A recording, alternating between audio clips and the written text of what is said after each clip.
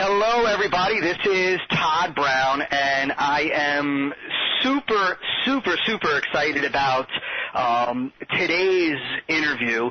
As most of you know, I am just insane when it comes to the quantity of books that I love to read each month, have for a very long time. And recently I came across a book that probably within the first 12 pages, it really just struck a tremendous chord with me.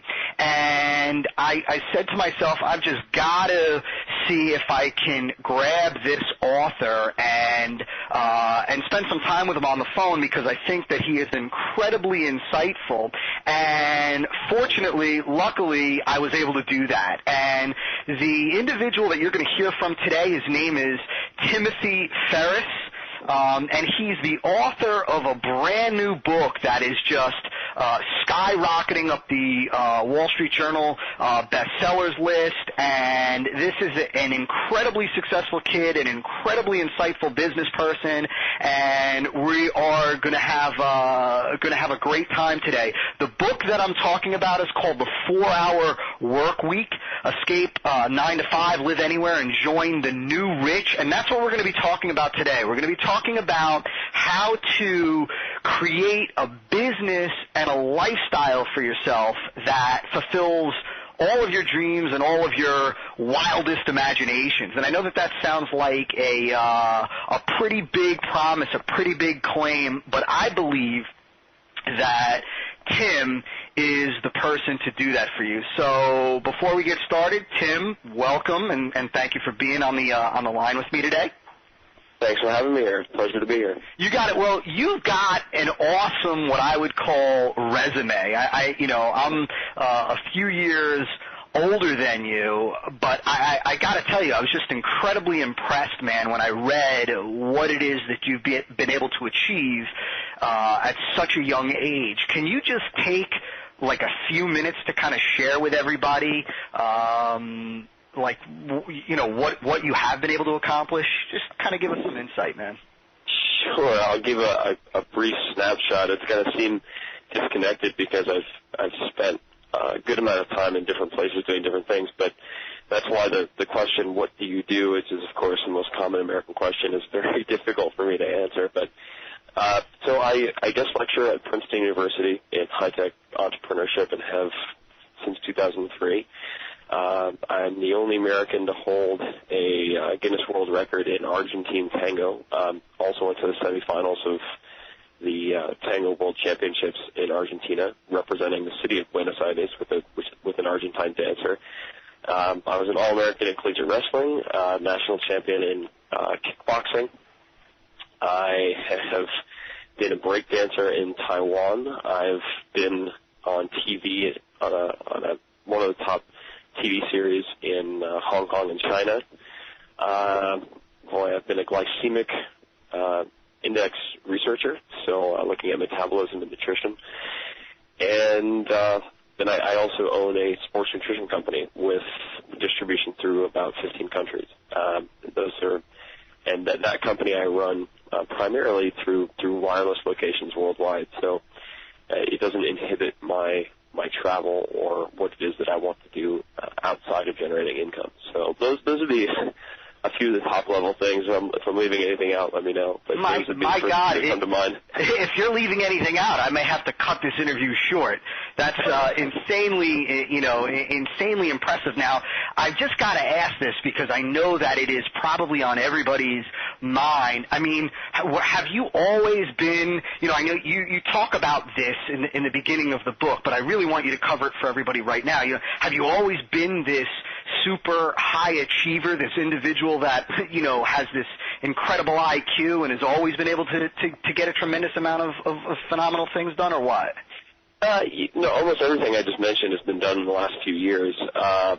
But no, the answer is no. And I mean, I've always been very curious, but I think that the structure in which I was raised from an educational standpoint, my parents were very encouraging, and they really gave me a richness of experience. But neither of my parents, my two parents combined, never made more than $50,000 a year. So I was put into an educational system where I was really taught to operate within a very confining set of rules. So, not to mention that I had mild dyslexia when I was younger, and still have some difficulty with dysgraphia, so that's writing issues.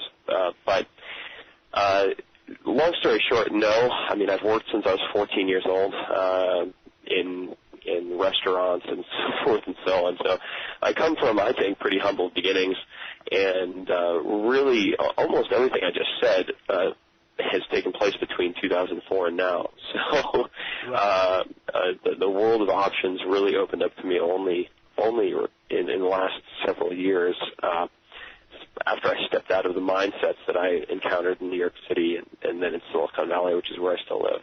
Wow. So before we get into some of those specifics like the mindset that you stepped out of and so on and so forth, talk a little bit about, if you will, how you came to authoring this book. Because like I said, it really is, I think, just phenomenal. I think that it's going to be a highly talked about book in the entrepreneurial world. How did you come to writing the book, publishing it, and so on?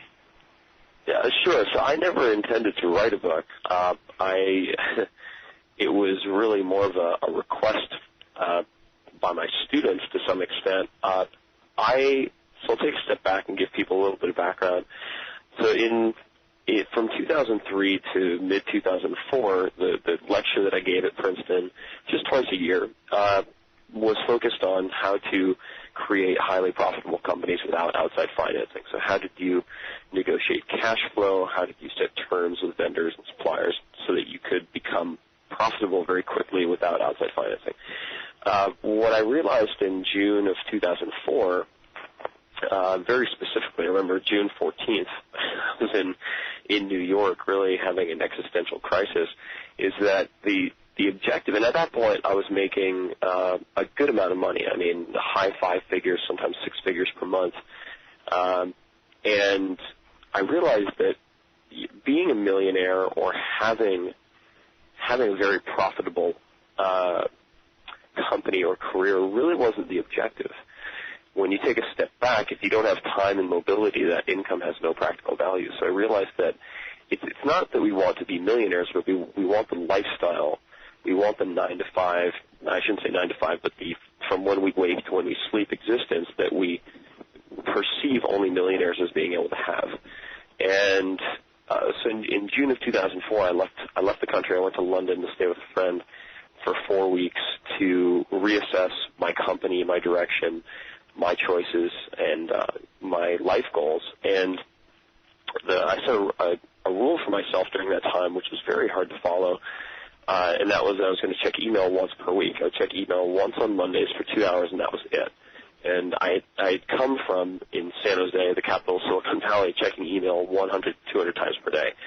And I was willing to sacrifice my company at that point, which, again, I mean, it was giving me, in some months, 6 figures in personal income per month. I was willing to sacrifice that if it couldn't coexist with my life. And the amusing part of the story is that my company profit actually went up about 30% during that 4-week period. And it really opened my eyes to what we feel we have to do and really what is most productive and what is most fulfilling. There's a huge difference between the two. So for the next 15 months, after that, I stayed outside of the U.S. I traveled throughout the entire world, through about 20 countries, seeing how far I could outsource and automate my life. And at one point, this was, I suppose, almost a year later in 2005, I was in Argentina, and I was training for the World Championships in Tango, and I taught my Princeton class via phone. And it was no longer about how to build a profitable company, although there were pieces of that. It was about how to design an ideal lifestyle. And so it was a very different discussion, and there were so many questions from the students after that. I was typing out these long, elaborate responses via email, and one of them said to me,